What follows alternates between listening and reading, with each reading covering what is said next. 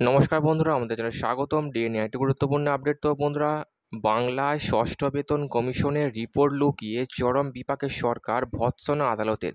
তো বন্ধুরা, ডিএ সংক্রান্ত আপডেটটি নিয়ে আমরা স্টেপ বাই স্টেপ আলোচনা করব। তো অবশ্যই আপনারা ভিডিওটি স্কিপ না করে অবশ্যই পুরোটা দেখবেন। তো তার আগে বলে রাখি, যে সকল বন্ধুরা আমাদের চ্যানেলে নতুন, আমাদের চ্যানেলটির পাশে সাবস্ক্রাইব করার পর পাশে যে বেল আইকন সেটিও প্রেস করবেন। লেটেস্ট ভিডিও আপডেটগুলি সবার আগে পেয়ে যাবেন। দেখে নেব আজকে ডিএ সংক্রান্ত গুরুত্বপূর্ণ আপডেটটি। রাজ্য সরকারি কর্মীদের ষষ্ঠ বেতন কমিশনের রিপোর্ট নিয়ে একটি গুরুত্বপূর্ণ আপডেট জানা গেল সম্প্রতি।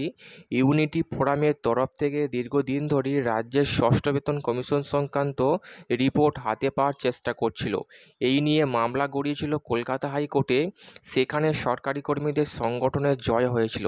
তবে আদালতের নির্দেশ সেই সময় মানেনি রাজ্য সরকার। এই আবহে দায়ের হয় আদালত অবমাননার মামলা। তবে ষষ্ঠ বেতন কমিশনের রিপোর্ট প্রকাশে অনিচ্ছুক পশ্চিমবঙ্গ সরকার, আর তা নিয়ে আবারও কলকাতা হাইকোর্টে ভৎসনা শুনতে হলো তাদের। উল্লেখ্য, বর্তমানে পশ্চিমবঙ্গের সরকারি কর্মীরা ষষ্ঠ বেতন কমিশনের হিসাবে বেতন ও ডিএ পেয়ে থাকেন। তবে এই ষষ্ঠ বেতন কমিশনের সুপারিশ রিপোর্টই আজও পর্যন্ত চোখে দেখেনি সরকারি কর্মীরা। এই আবহে সরকারি কর্মীদের সেই রিপোর্ট দিতে বলেছিল হাইকোর্ট, তবে তা সরকার মানেনি।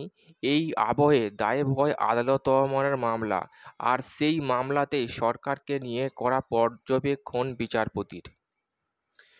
এর আগে কলকাতা হাইকোর্ট ষষ্ঠ বেতন কমিশন সংক্রান্ত রিপোর্ট প্রকাশের মামলায় রাজ্য সরকার ধাক্কা খেলেও তারা নির্দেশ মানেনি।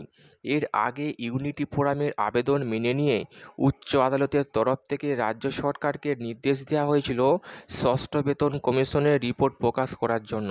তবে নির্দেশ অনুযায়ী পদক্ষেপ করেনি রাজ্য সরকার। এই আবহে আদালতে ফের মামলা হয়েছে।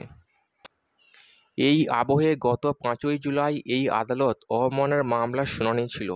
আর সেই শুনানির সময় নাকি বিচারপতি পর্যবেক্ষণ করে ষষ্ঠ বেতন কমিশন নিয়ে রাজ্য সরকারের অবস্থান অনৈতিক। এই আবহে আগামী 9ই আগস্টের আগে সেই রিপোর্ট প্রকাশ করার নির্দেশ দেওয়া হয়েছে। এই মামলার পরবর্তী শুনানি সেই দিনই। প্রসঙ্গত, রাজ্য সরকারের অর্থ দপ্তরের দায়িত্বপ্রাপ্ত অতিরিক্ত মুখ্য সচিব এই মোকদ্দমায় বিবাদী পক্ষ।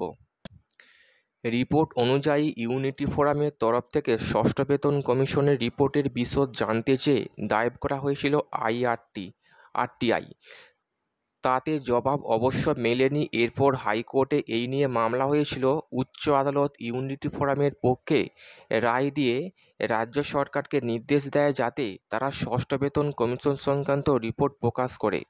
তবে সেই নির্দেশ পেয়েও রাজ্য সরকার ষষ্ঠ বেতন কমিশনের রিপোর্ট প্রকাশ করেনি।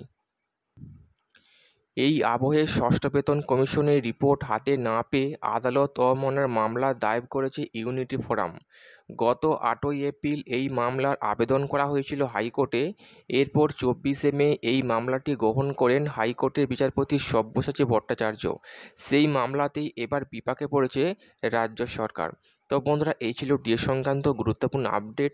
কেমন লাগলো কমেন্ট করবেন, লাইক করতে ভুলবেন না। ডিএ সংক্রান্ত পরবর্তী আপডেট পাওয়ার জন্য আমাদের চ্যানেলটিকে সাবস্ক্রাইব করে রাখবেন। থ্যাংক ইউ বন্ধুরা ভিডিওটি দেখার জন্য।